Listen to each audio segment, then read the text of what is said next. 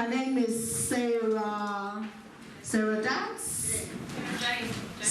Sorry? Sarah J. Ah, bless you. Sorry about that. I haven't got my glasses on. I've got makeup instead.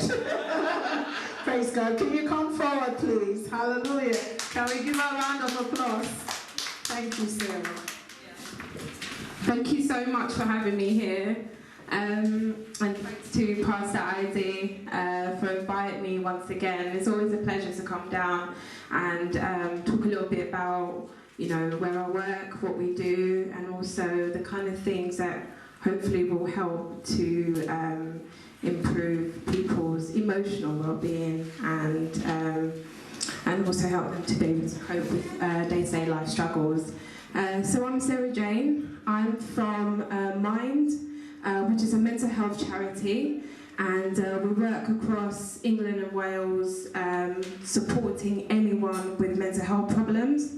I work in the equality improvement team, and we try to increase mind support to the most disadvantaged people in the remote areas who will not use our services because they don't think it's for them. And even if they do, they don't really get the right support that they need to be able to manage their independence and well-being. And so coming to places like this is really important because it's great to see a lot of women together coming to be able to learn a bit more about mental health and also support one another. I actually got involved in Mind because I have my own lived experience because of just kind of day-to-day sort of struggles, and I kind of developed depression as a result of work-related issues, as well as also a bereavement in my family. And so, I mean, I've been working for Mind for about 6 years now. I worked in the local services on frontline, you know, supporting people coming through our doors, but also got a chance to work in the national office where I am now, running a range of different projects, trying to support communities at risk of developing serious and severe mental health problems. So it's great to be here. I thought just to kind of, well, just before I start, just wanted to kind of do a little quick quiz, just to get a sense of your knowledge around mental health, just to kind of get you interested in what I'm about to talk, what I'm going to talk about. So, So for this quiz, what I'll usually do is just kind of say the question, have a think about it, talk amongst yourselves, and then you know, I'll ask you guys to put your hands up for what you think the answers are. Is that okay? Yeah? Okay. But also, I'm mindful that this is a women's conference, but what I wanted to do is also get everyone thinking about the people around them who, to some extent, can be at greater risk of developing mental health problems. So obviously, if you hear men be mentioned in the quiz, don't worry at all. Okay, so the first question I've got is, which of the following is the rate of young African Caribbean men's admission to mental health hospital? Okay, is it A, none at all? Is it B, 2 times higher than the average? Is it C, 5 times higher than the average? Or is it D, 7 times higher than the average? Okay. Do you want the answer now? Just a minute to talk amongst yourselves.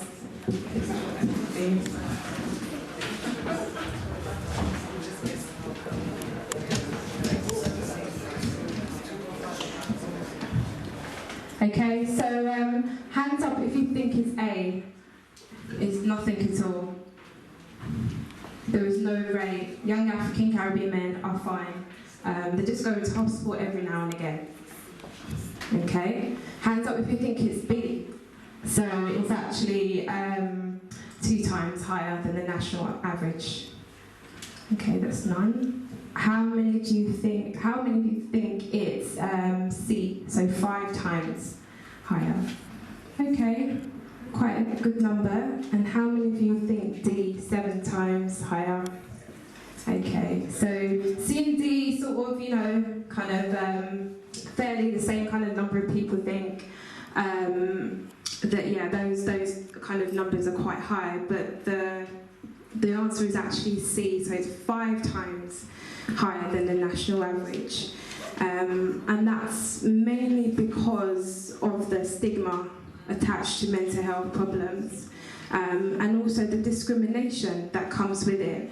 But also for black and ethnic minority communities, there are 2 types of stigmas that we're facing, because you're not just kind of getting a lot of hate crime and a lot of discrimination because you have mental health problems, but it's also because of your race, of your sexuality, of your faith, of your disabilities as well. And this is some things that people don't really consider. And that's not just for young black men, that's also for young black women as well. And what we tend to find is that a lot of the young black men come into services through the police or the criminal justice system, because there isn't a lot of discussions around mental health, so people don't disclose it. So by the time they get to the police or into services, they're at crisis point. It's got to the point where it's so bad that the way in which they are reacting to those issues means that they have to be restrained. That means that, just in case they cause harm to themselves and others. And so it's really important that people talk about mental health and also get support early. But what we tend to find also is that there are lots of young men being detained under the Mental Health Act, so they are sectioned under the Mental Health Act, and a lot of the time it's in the medium and secure unit, so right at the severe end of services, and a lot of the time, once again, they're under severe control and restraint. Because of those things. So it's really important that we start having these conversations with our sons, with our, with our husbands as well, and people around us. Okay. So the second question: what is the percentage of suicide rates among women? Is it A, 30%? Is it B, 45%, C, 65%, or D, 77%? So just a couple of seconds, just have a chat to think what that is.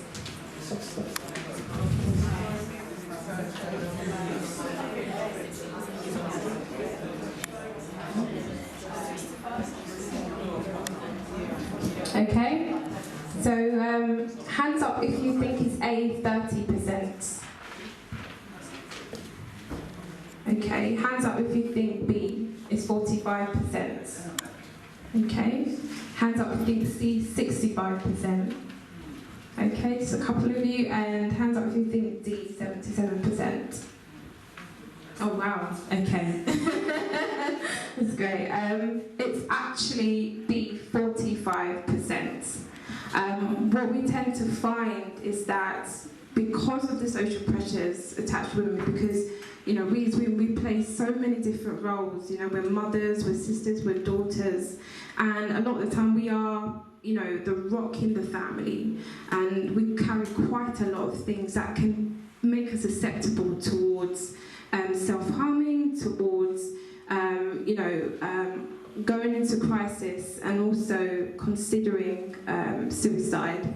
But what we tend to find is that majority of women do have the intention to commit suicide.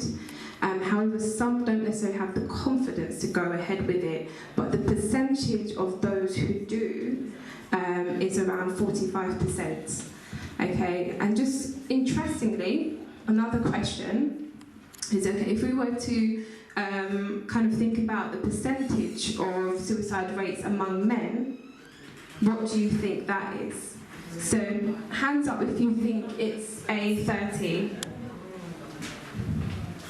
Hands up if you think B, 45. Hands up if you think C, 65. Okay, so one person. Hands up if you think D, 77. Okay, yeah, you're absolutely right. So the men is 77. Mainly, once again, because they don't necessarily seek help early. There's a lot of stigma around men disclosing that they have mental health problems, and therefore there isn't a lot of discussions around some of the things that they're going through. Okay. So the third question, just moving on quickly, do BME people experience stigma and discrimination within their own communities? So hands up if you think A, true. Hands up if you think it's... So do BME people, so black ethnic minority people, experience stigma and discrimination within their own communities? So if you think A is true, put your hands up. Okay, and if you think B is false, put your hands up. Okay, yeah, you're absolutely right, it's true. A lot of the time we tend to find that what actually causes people to go into crisis is because of the discrimination they face within their own communities. Many women are disowned or treated less favourably because they've got mental health problems. And also, a lot of the time there's a lot of shame attached to it as well. So not many people can actually feel confident to go out and seek help.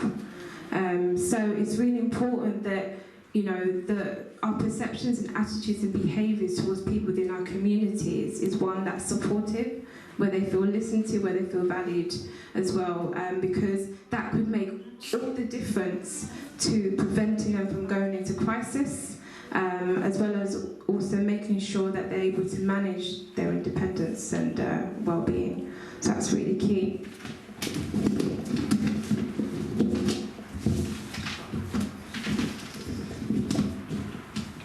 Right, okay. So I'm just going to move through this very quickly. So what percentage of black ethnic minority communities feel comfortable speaking to a friend about their mental health problems? Hands up if you think it's A, 20%. Hands up if you think B, 30%. 20%? Okay. Okay, and hands up if you think C, 40%. Hands up if you think D, 50%.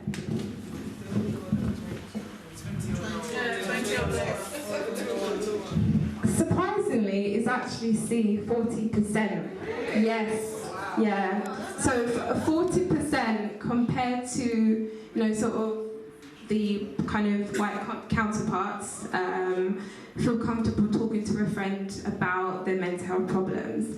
But if I was to break that down a bit further, so obviously within those communities, 25% would be women and 15% would be men. So that's the variation. Whereas within kind of white communities, if you like, it's 60% that would feel comfortable talking to a friend.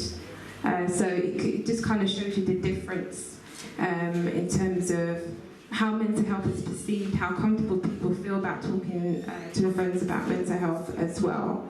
And finally, what percentage of people from African Caribbean communities go to the GP for their mental health problems? So is it A, 20%? Hands up if you think it's 20%. Okay. B, 30%. Okay. Hands up, think C, 40%. Okay, and hands up if you think D, 50%.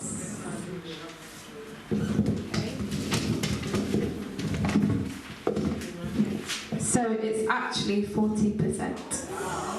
So, I mean, it is fantastic in some ways, but it does vary. Once again, if I was to break it down in terms of demographic or the kind of equality criteria that we do use, once again, it is 25% women, 15% men. And I think the reasons for that is also because of the language around mental health. Some people find it really off-putting, and also because there's stigma attached to it. So people are less likely to go to their GPs to seek help and support. But also, most of the time when they go to their GPs, they feel more comfortable with starting a conversation around their physical health before they go into discussions around, before they go into discussions around their mental health. And a lot of the time what we do in our organisation is actually change the language, so we talk a lot more around emotional health and well-being rather than mental health problems as well. But we also tend to find that the way people talk about their GPs is also challenging because of the stigma attached to it. So people are not sure how to present their issues to their GP, and also considering the fact that most GPs would only give you 5 minutes, you know, just to tell them what your symptoms are, makes it very difficult for people to actually go into more detail around what the emotional issues are, what the causes are, and what could be the possible treatment for it as well. So that is a little quiz, just to kind of get a sense of your knowledge and understanding around mental health. But the reality is that Black ethnic minority communities, so Black, Asian communities, are at higher risk of developing mental health problems, mainly because of the barriers to accessing services, but also the shame and the stigma attached to it as well. Okay? But I mean, mental health is just as important as physical health. In fact, the word mental health is not really, it's actually a good thing. You know, because we all want to make sure that we're looking after our mind, we're doing things that, you know, keep us positive, keep us going, and also makes our, you know, helps our feelings and regulates our feelings in a way that enables us to manage our well-being. But mental health problems is where the issue lies, and developing coping strategies to be able to manage the things that cause mental health problems is really, really important.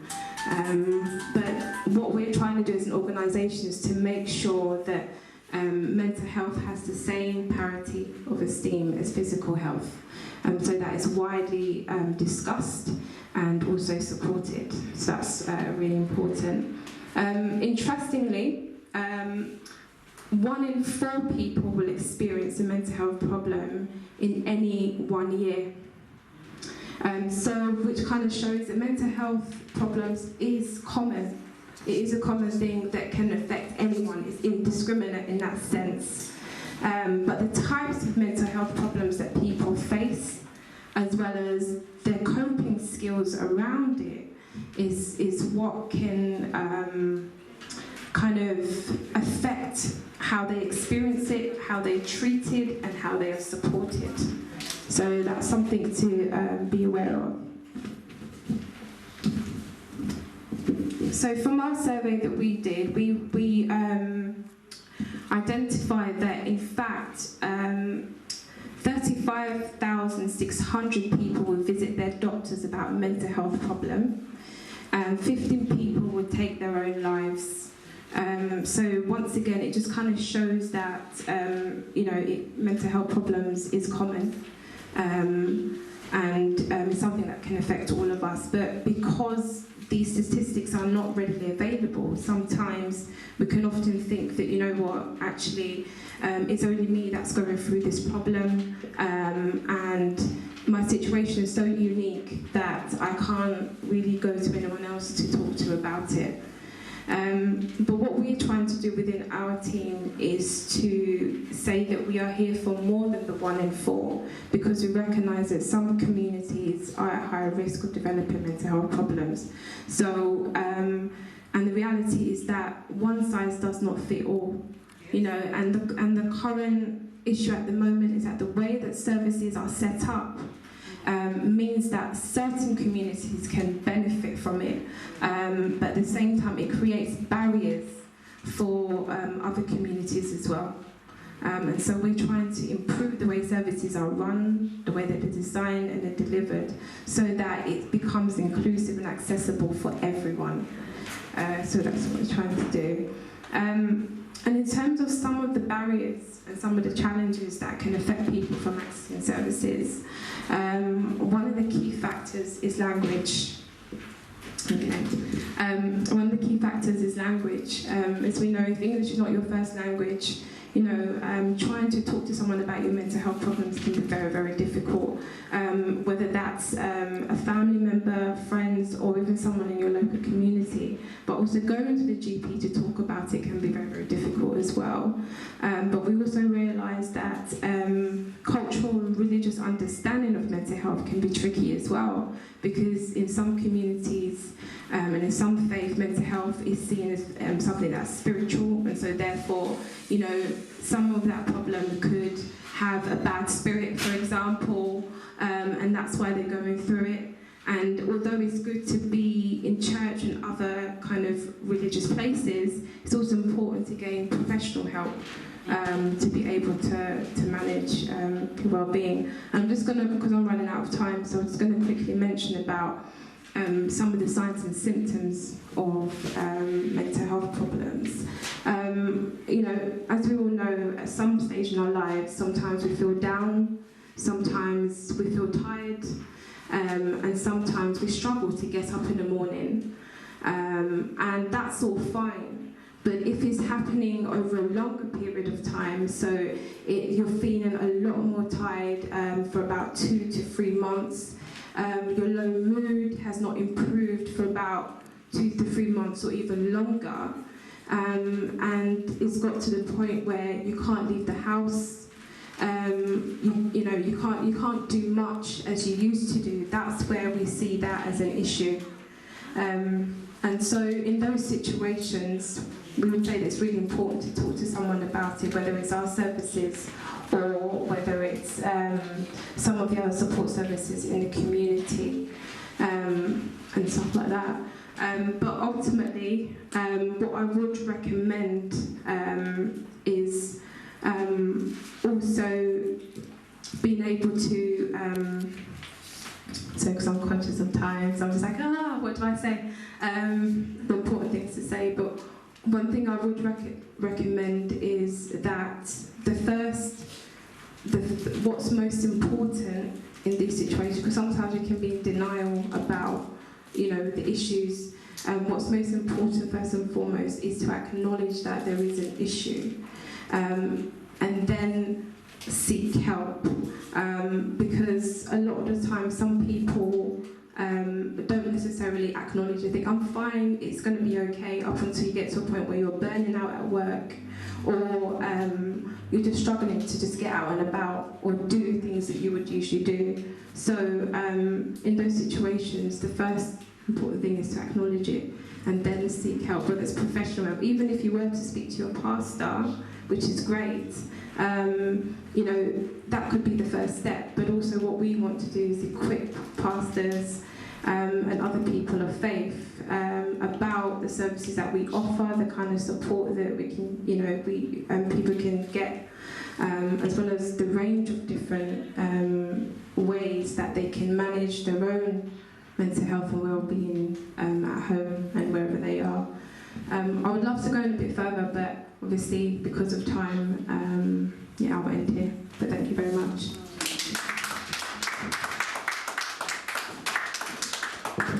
Thank you very much.